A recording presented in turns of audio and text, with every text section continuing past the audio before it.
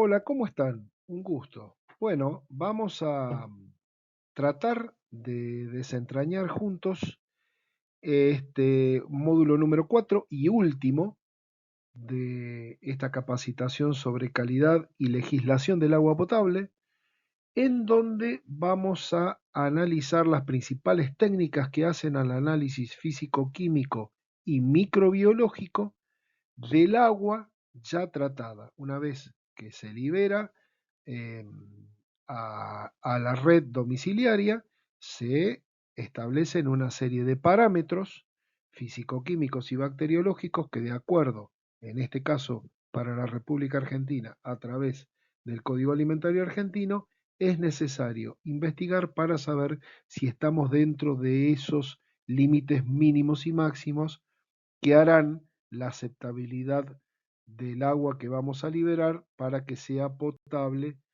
y sea apta para el consumo humano. Les pido que nos acompañen, muchas gracias desde ya.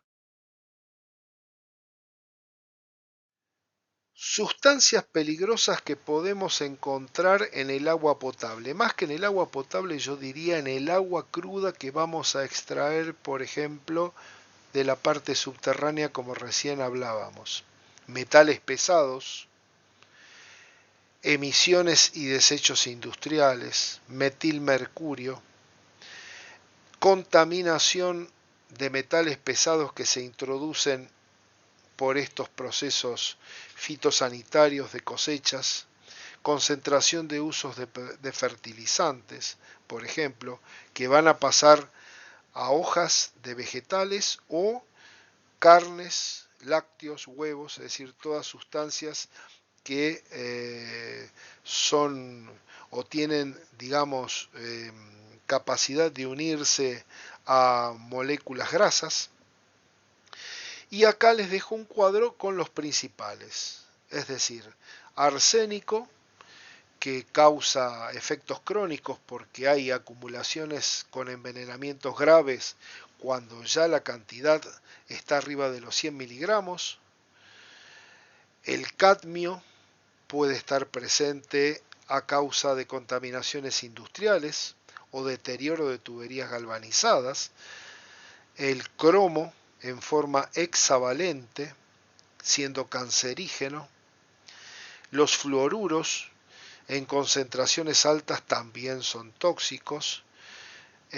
Por supuesto, esto viene de precipitaciones de calcio formando fluoruro de calcio o formando compuestos complejos con otros centros metálicos, por ejemplo, eh, aparte del calcio, el sodio, nitratos y nitritos que causan metahemoglobinemia, que limitan el transporte de oxígeno, el plomo que se utilizaba en tuberías antiguas y obsoletas, y finalmente el zinc por deterioro de tuberías de hierro galvanizado y por supuesto la importancia de saber que todos estos compuestos no se eliminan del organismo salvo que la persona se someta a un tratamiento especial.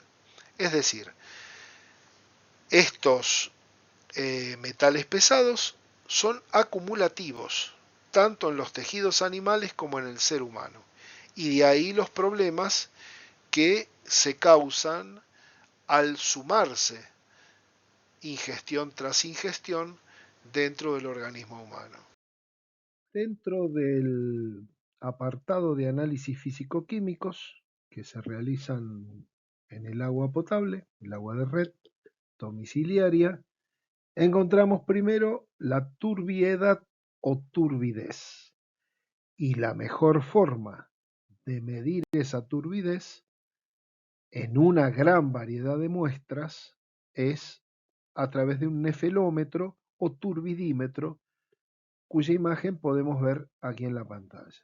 De múltiples tipos, de muchos laboratorios especializados en agua y demás, hacen este tipo de instrumental práctico para llevar, para procesar, en este caso una gran cantidad de muestras, tiene lugar para 9 determinaciones, 9 muestras distintas. Y bueno, utilizan por supuesto detectores de luz y de filtros para medir esa dispersión de luz y leer las unidades de turbidez, que se pueden medir en unidades de turbidez nefelométricas o NTU, o también en unidades de turbidez de formacina o FTU. Cabe destacar que nosotros lo que tenemos que basarnos es en los límites máximos y mínimos que en este caso de la República Argentina, vuelvo a citar, nos indica como legislación madre el Código Alimentario Argentino. Y de ahí utilizar la técnica que más nos convenga por la parte económica, rapidez, sencillez, etcétera, para lograr un resultado que sea comprobable, medible. ¿eh? Así que bueno, este es el primer ejemplo. Otro punto importante dentro del análisis físico-químico del agua es el del color. Recuerden que el agua debe ser incolora, inodora, insípida y transparente. Por lo tanto, determinar el color es una medición importante. Y para determinar del color existen dos métodos utilizados normalmente. Uno es el de comparación visual de la muestra con soluciones que son conocidas, están coloreadas con concentraciones conocidas, o discos de cristal de color calibrados previamente con las soluciones anteriores, cuya imagen podemos ver aquí en la placa, y la unidad de medición de color se utiliza como estándar, es el que produce 1 miligramo por litro de platino, el color que produce esa solución, en la forma de cloroplatinato. La relación de cobalto a platino se puede variar para igualar la matriz o la solución matriz. La proporción de esta platino-cobalto que se utiliza en este método es normalmente la adecuada para la mayoría de las muestras y a su vez también hay que tener en cuenta que el color puede llegar a cambiar con el pH de la misma, por lo que es necesario que al medir el color también pongamos por delante el pH de la muestra. Esto es necesario en casi todos los análisis que hacemos. De una u otra forma, el pH siempre puede interferir en el resultado final. Si es necesario, la muestra debe centrifugarse para eliminar la turbidez. Y la comparación se realiza con las soluciones que tengan colores de 5 a 10 y hasta 70 unidades contenidas en los tubos Nessler. Por otro lado, también tenemos el método espectrofotométrico, que se utiliza sobre todo a nivel industrial, en aguas industriales justamente que están contaminadas con colores poco usuales, que no pueden ser igualados por el método anterior. Esto es tomado como ejemplo de la norma que establece el método espectrofotométrico para determinación de color en el agua del año 1985. Siguiendo con los análisis físico-químicos, yo diría el principal, el fundamental, que da origen o que acompaña a todos los otros, que es el pH. El pH sabemos que es la unidad de medida que nos va a determinar qué grado de acidez o de alcalinidad va a tener una sustancia, en este caso el agua, en una escala que va de 0, desde lo más ácido, a lo más alcalino, que termina en 14. Y se mide normalmente por un aparato como vemos en la imagen, que es el pHímetro, o por papeles indicadores de tornasol. El pHímetro es un instrumento que mide la acidez o la alcalinidad y en base a la concentración de la actividad de esos hidrogeniones o iones de hidrógeno, la sustancia, el agua, será más ácida o más básica. La indicación aproximada se obtiene por indicadores o cintas y el pHímetro normalmente se forma por tres partes: un electrodo de medición de pH, otro de referencia y un medidor de alta impedancia de entrada. El electrodo de referencia normalmente tiene un potencial conocido que es constante y es estable. Siguiendo con el tema de análisis físico-químicos, encontramos la determinación de cloruros. Se puede hacer mediante tres métodos. El más usado prácticamente en los laboratorios es el método argentométrico o volumétrico, que es el que describimos en la imagen, el método del nitrato de mercurio y el método potenciométrico. Este método argentométrico o volumétrico se recomienda para aquellas aguas que estén con concentraciones entre 1.5 y 100 miligramos por litro de cloruros. Es aplicable para determinación en aguas potables o superficiales siempre que no tengan un excesivo color o turbidez, y se basa en el método llamado método de Mohr, que se emplea principalmente para anión cloruro usando un ion plata como valorante, es decir, es una titulación que hacemos con nitrato de plata 0,1 normal, y la reacción de valoración dará lugar a un precipitado de color blanco, que es la combinación en definitiva de el cloro libre o cloruro ion. Otro método de titulación que utilizamos en los análisis físico-químicos es la titulación complejométrica con ETA o ácido etilendiamino tetracético, que nos sirve para determinar en laboratorio la dureza total del agua. Es un reactivo que tiene aplicación en la determinación de un gran número de cationes metálicos, sobre todo metales pesados, a excepción de metales alcalinos. Esto podría hacer pensar que es poco selectivo, pero el control en las condiciones del medio y el uso de indicadores adecuados puede llegar a solventar este problema. Y además hay que hacer memoria de que la dureza del agua se refiere especialmente y específicamente a la concentración total de los iones alcalino-térreos, como calcio, como magnesio, que nos va a dar su sumatoria lo que denominamos dureza total del agua, como carbonato de calcio en miligramos por litro.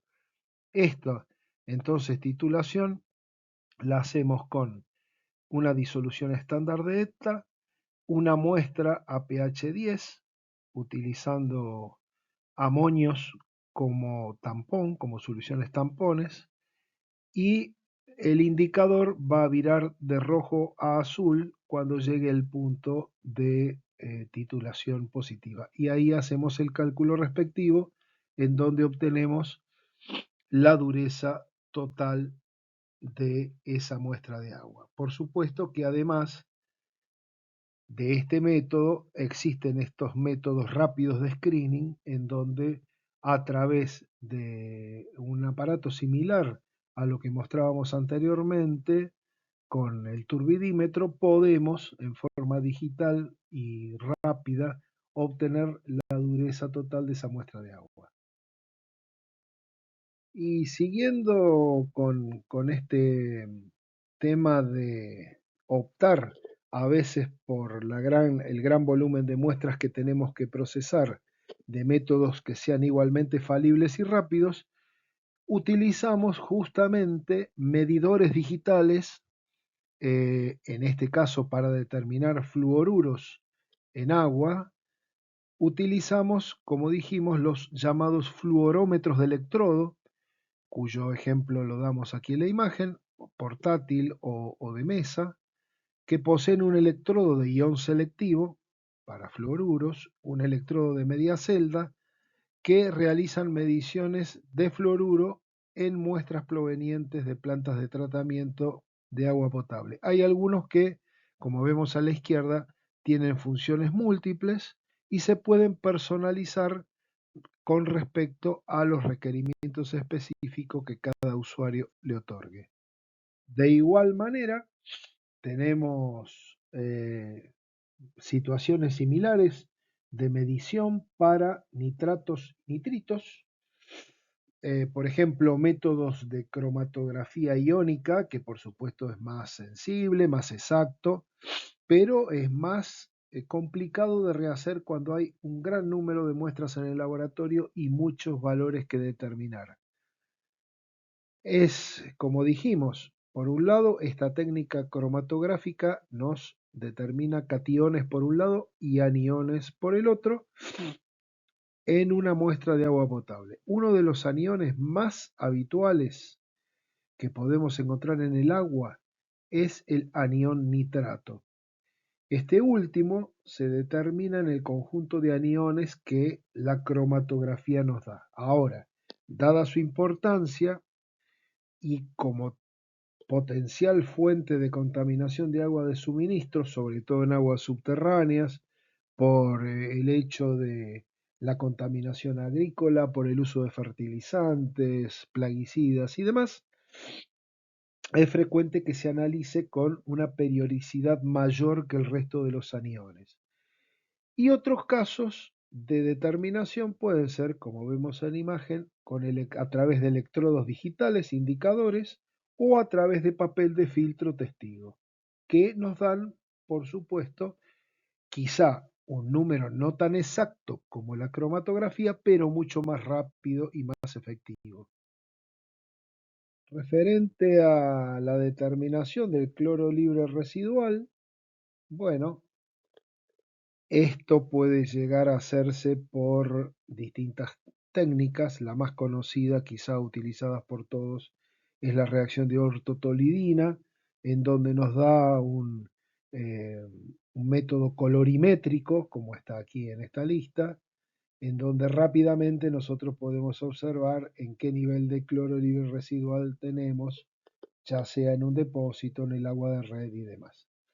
Pero además existen clorómetros, que es un test rápido y cuantitativo, también es colorimétrico. Los patrones estables están entre 0 y 1 parte por millón. Estos utilizan el método de ortotolidina. Después tenemos test rápido mediante juegos de reactivos con escalas de colores que nos miden entre 0,1 y 1,5 partes por millón o miligramo por litro. El método iodométrico, que ya nos mide determinaciones elevadas de cloro activo superiores a 1 miligramo por litro o 1 parte por millón. Las determinaciones volumétricas con el reactivo DPD, adecuadas para concentraciones de cloro activo libre entre 0,1 y 4 miligramos o partes por millón, miligramos por litro. El que dijimos, el colorimétrico, de que hablábamos, el clorómetro primero de la reacción de ortotolidina, y finalmente el método amperométrico. Y finalmente tenemos el que yo llamo el malo de la película en los análisis físico-químicos, ¿cuál es el arsénico? Y aquí en la provincia de Córdoba, en la República Argentina, debemos tener uno de los índices más elevados de arsénico subterráneo en el mundo, lamentablemente.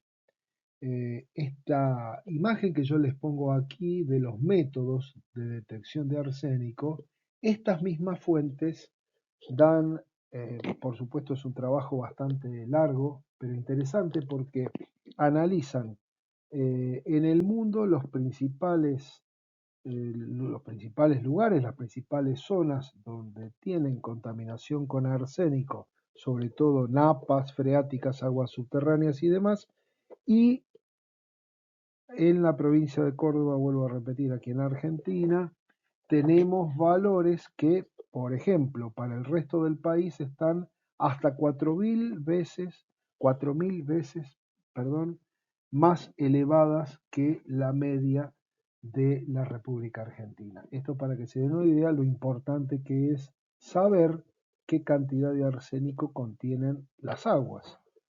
Y los métodos más utilizados son el dietil ditiocarbamato de plata, que es el método que estamos mostrando en imagen, que en donde hay una reducción utilizando zinc con cambio de color, en ese color rojo que ustedes ven en esos tubos.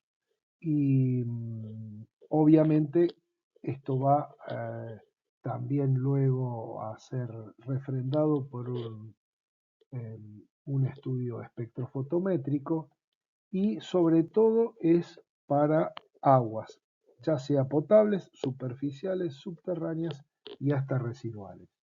Después, como ven aquí, hay distintos métodos. El GUT6 mejorado, este método es un método que tiene más de 100 años, pero el que le sigue, dietilcarbamato de plata, como estábamos viendo recién, es uno de los más utilizados y tenemos a la derecha los límites de detección que pueden ser mayor o menor, digamos, específicos. Por lo tanto, como les digo, puede haber métodos que sean mejores en cuanto a la aproximación del dato real, pero obviamente son mucho más caros y por ende se valoriza mejor este método que les decía, que tenemos en pantalla en los laboratorios comunes que analizan agua potable. Y dentro de aquellos bioindicadores o indicadores biológicos que teníamos en el agua, tenemos que saber cuáles son las bacterias patógenas que se encuentran en el agua potable o que pueden estar en el agua cruda y pasar al agua de red o contaminarse después que ha sido tratada en la planta.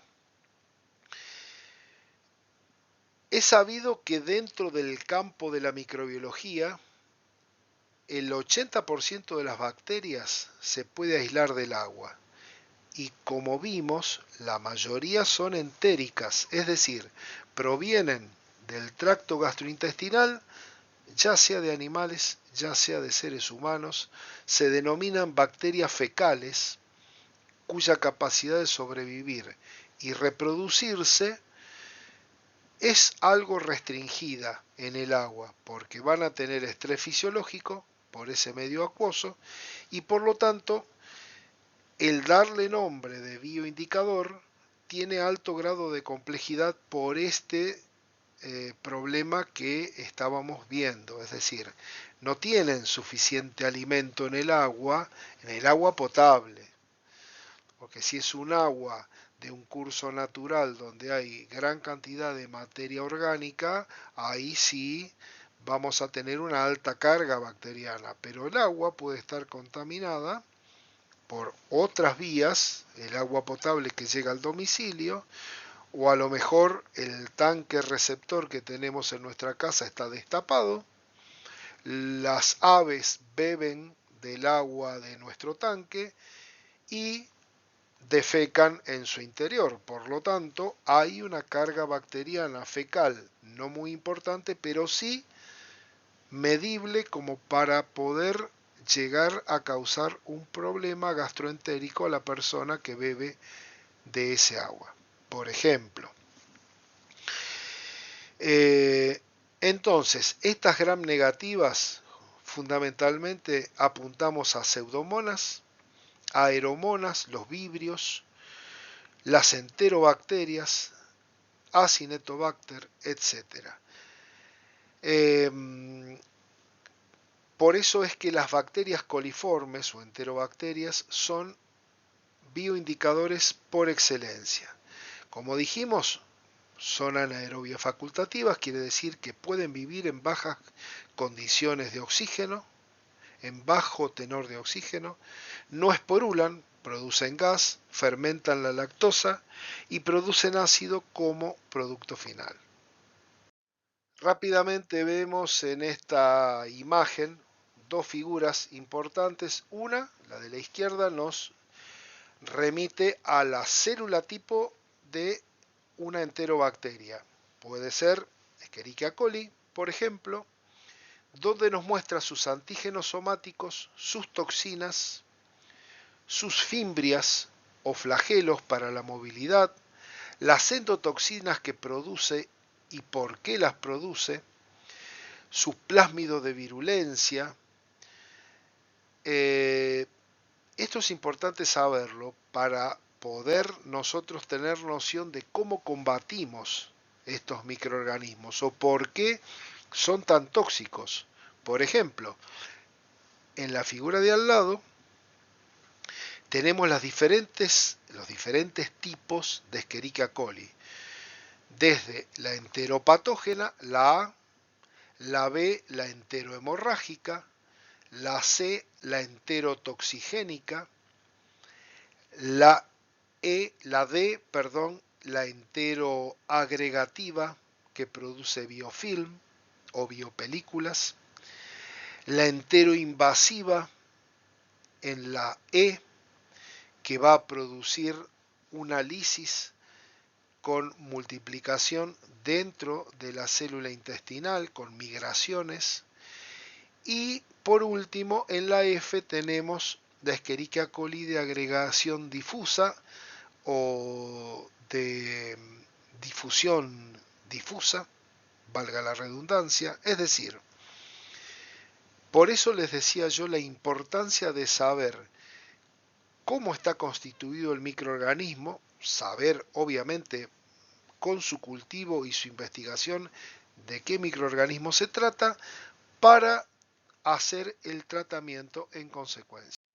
A su vez, la pseudomona está constituida por bacilos aerobios gram negativos móviles, poseen una densa capa de polisacáridos que actúa a su vez como una barrera físico-química que la protege, por ejemplo del cloro libre residual, y se identifican con base a varios caracteres fisiológicos, por ejemplo, uso de compuestos orgánicos como fuentes de carbono, por ejemplo, energía que aumenta la capacidad para resistir a factores ambientales, como ya dijimos, del cloro residual, y se aisló de distintas fuentes, por ejemplo, equipos destiladores de agua potable, tanques cisternas, tanques domiciliarios, redes de distribución, por lo cual es bastante resistente a los procesos de desinfección, con lo cual hay que tener un cuidado especial. También hay que tener en cuenta a los enterococos o Streptococcus fecalis, sobre todo que es el más representativo, como el Faecium, Gallinarum, Avium. Se diferencian estos cuatro de otros enterococos por la habilidad que tienen de crecer en medios halófilos, es decir, que tienen hasta 7%, 6,5, 7% de cloruro de sodio, a pHs elevados, por ejemplo 9,6, y a 10 grados de temperatura como 45. Gracias a esta resistencia, les permite a estos microorganismos tener o gozar de un mayor tiempo de supervivencia, y también se consideran como indicadores o bioindicadores de contaminación fecal a largo plazo, en contraste con los coliformes, como ya vimos que no tienen gran capacidad de crecimiento. Por lo tanto, si determinamos coliformes, hay un indicio de contaminación fecal en corto plazo. Si lo que tenemos es mayoría de enterococo, quiere decir que hay o hubo una contaminación fecal a largo plazo. Eso es importante también para determinar cuál es el grado de contaminación que tenemos y estimar qué tiempo hace de esa contaminación en nuestra canilla o en nuestro tanque de agua potable. Vamos a pasar ahora a ver la investigación de las bacterias patógenas en el agua, ya sea agua de consumo o agua corriente de cauces naturales que querramos investigar. Muy bien, como sabemos, el agua es un componente de nuestra naturaleza que está presente en la Tierra por lo menos desde hace más de 3.000 millones de años y ocupa las 3/4 partes de la superficie del planeta. Es un planeta eminentemente de agua. Su naturaleza se compone, como ya saben, de 3 átomos, 2 de hidrógeno, 1 de oxígeno, que forman la molécula de agua, la unidad mínima en la que podemos encontrar este elemento. Las bacterias coliformes se constituyen como el principal indicador de calidad de los distintos tipos de agua. Por lo tanto, el número de coliformes en una muestra se usa como criterio de contaminación y de calidad sanitaria de la misma. En esta placa hemos tratado de simplificar mediante una descripción somera de cómo es la toma de muestra en un grifo o en una canilla de agua de red que tenemos en nuestro domicilio. Los análisis microbiológicos van a tener la importancia de cómo tomamos nosotros la muestra y la mantenemos para llegar al laboratorio y hacer la investigación y el aislamiento correspondiente del potencial patógeno.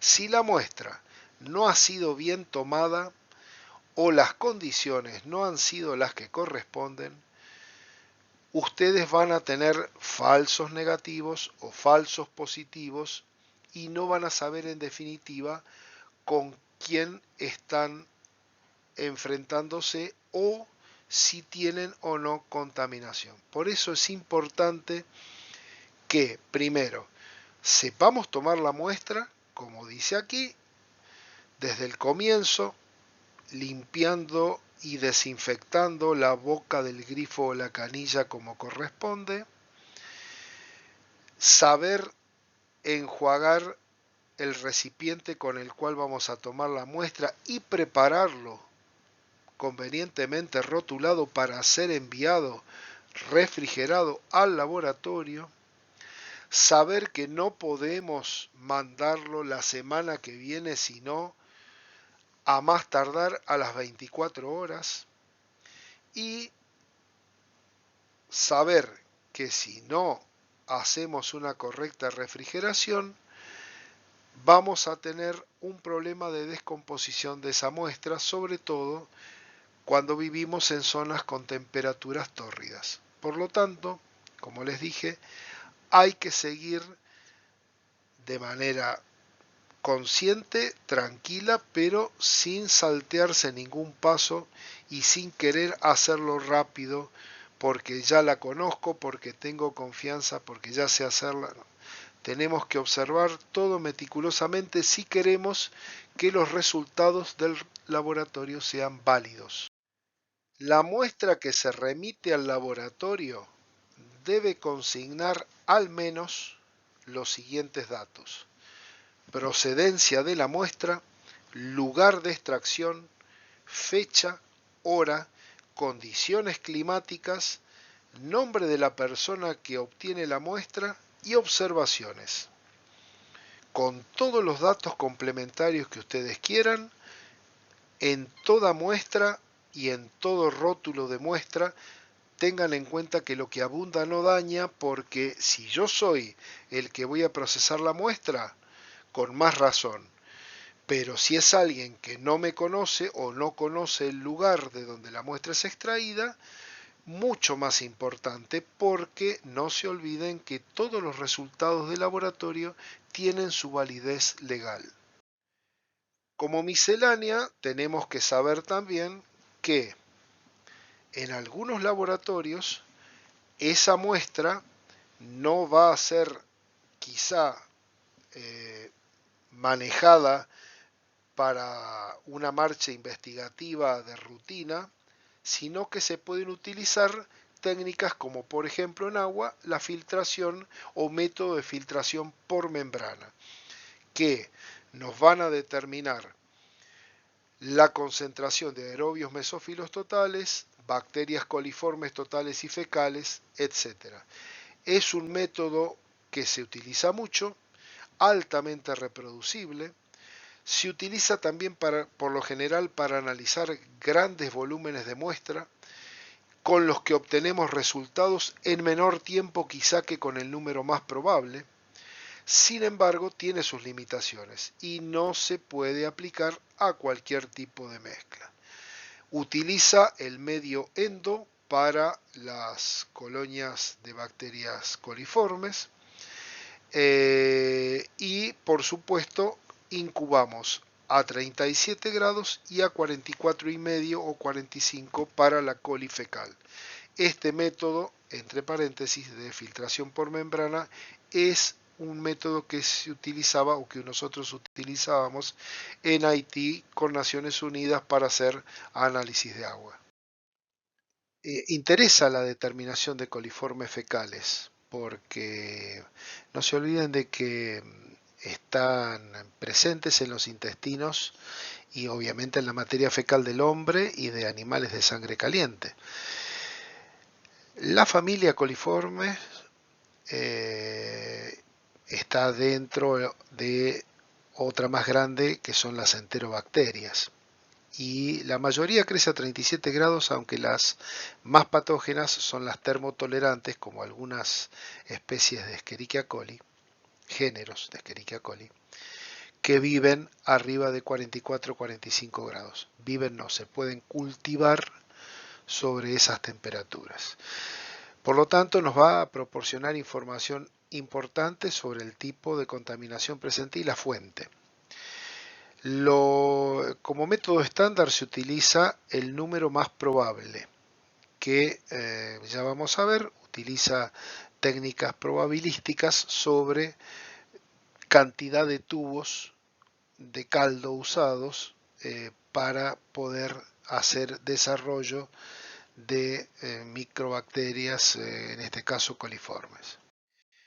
Ustedes lo van a tener más especificado en los apuntes que le hemos dejado en la plataforma, pero de acuerdo a rutinas normatizadas, tanto por Codex Alimentarius, por normas ISO, ICMSF y todo lo que puedan encontrar, nos va a hablar fundamentalmente de 3 exámenes de rutina, que son recuentos de aerobios mesófilos por siembra en profundidad, se realiza a 37 grados por 24 horas y se permiten hasta 300 unidades formadoras de colonia por mililitro y se utiliza agar para recuento en placa. Esto es para ver qué grado de contaminación general tiene ese curso de agua o el agua corriente que tomamos, bebemos en la casa. En segundo lugar está el recuento de coliformes totales y coliformes fecales por técnica de número más probable, hasta 3 cada 100 mililitros en caldo McConkey, 48 horas a 37 grados.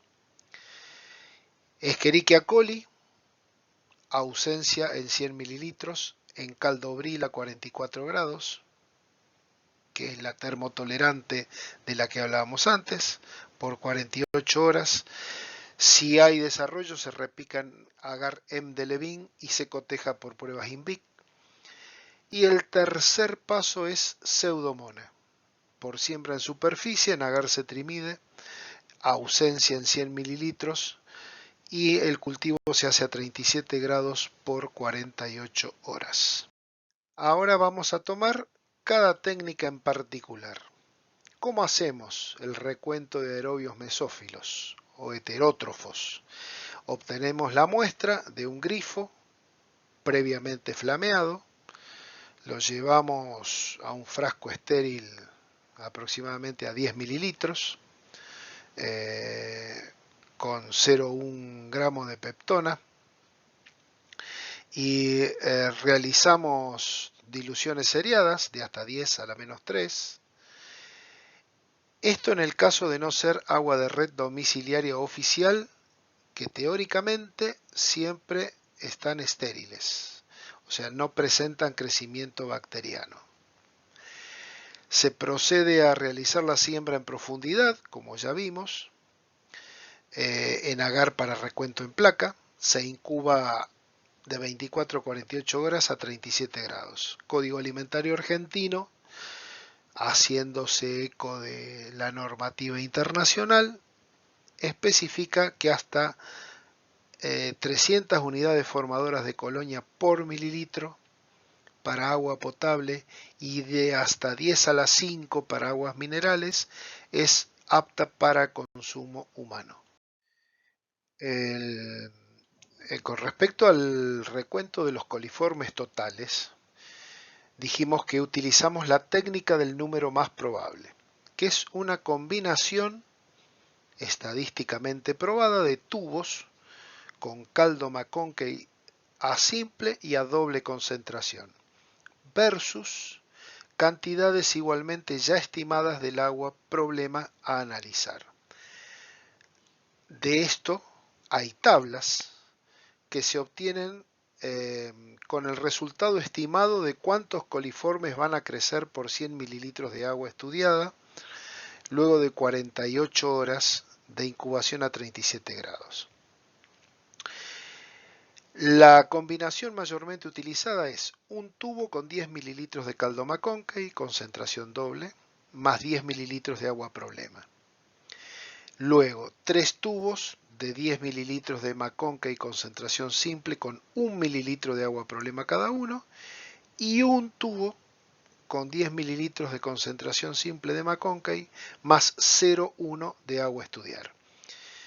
Quiere decir que en esta combinación nosotros abarcamos un espectro muy amplio de concentraciones potenciales de bacterias. Lógicamente que a medida que la concentración de tubos positivos se corra hacia el tubo que tiene más concentración de agua, llámese el número 1, que tiene 10 mililitros de caldo doble concentración más 10 mililitros de agua problema, si ahí tenemos un crecimiento y se va extendiendo hacia la menor concentración, es un agua que estará mucho más contaminada que en aquellos que solamente observamos una pequeña turbiedad en el tubo que tiene menor concentración de agua. Es más fácil poder hacerlo y observarlo a veces que explicarlo, pero bueno, es la técnica mundialmente aceptada. Para terminar, con respecto a la investigación de Pseudomonas, lo sembramos desde el tubo de la muestra problema en una placa de agar cetrimide en superficie y en estrías e incubamos 24 horas a 37 grados. Las colonias de Pseudomonas aeruginosa son pequeñas, le dan un tinte verdoso con fluorescencia verdosa a la luz ultravioleta. Antiguamente se la conocía como bacilo piociánico, ya que contamina las heridas dando esta coloración que ustedes ven en la placa y produciendo mucho pus maloliente. Y si tenemos este tipo de colonia, podemos transferir a agar nutritivo inclinado, incubando a 37 grados por otras 24 horas. Y de ese agar nutritivo hacemos una coloración de Gram, logrando un bacilo Gram negativo no esporulado, que es Pseudomonas, obviamente que luego hay que ver qué tipo de género y subespecie, ¿no es cierto? Pero bueno, lo importante es que ustedes cuando ven en una placa de cetrimide esta coloración, sin lugar a duda que se trata de la famosa Pseudomonas. Bueno, para los enterococos utilizamos o nos basamos en la técnica de la ISO 7899-2 del año 2000, y lo importante es que aquí utilizamos la técnica de filtración de membrana para el agua, obviamente. Los filtros que obtenemos de esa técnica de filtración de membrana lo colocamos en la superficie de las placas de Petri que tienen un agar especial que se llama bilis esculina ácida de sodio o agar KF Streptococcus. Se incuban a 35 más menos 2 grados centígrados por 24 horas. Luego transferimos al mismo agar incubando a 44 grados por 2 horas. Y determinamos el color de las colonias típicas que crecen sobre cada medio de cultivo y realizamos recuento. Realizando el recuento expresamos como siempre unidades formadoras de colonia cada 100 mililitros y las colonias típicas van a ser aquellas que tengan una coloración marrón o negro en el medio, que se reportan como enterococos. Bueno, y así llegamos al final de este curso, de este conversatorio, de esta capacitación, que esperamos, como siempre, sea de utilidad, que nos hagan llegar sus pareceres, sus comentarios, eh, en qué podemos mejorar, qué les pareció el punto tal o cual, si hay que hacer alguna modificación al respecto y demás. Estamos abiertos a todas las opiniones y críticas. Les agradecemos desde ya que nos sigan acompañando y les deseamos a todos una muy buena jornada.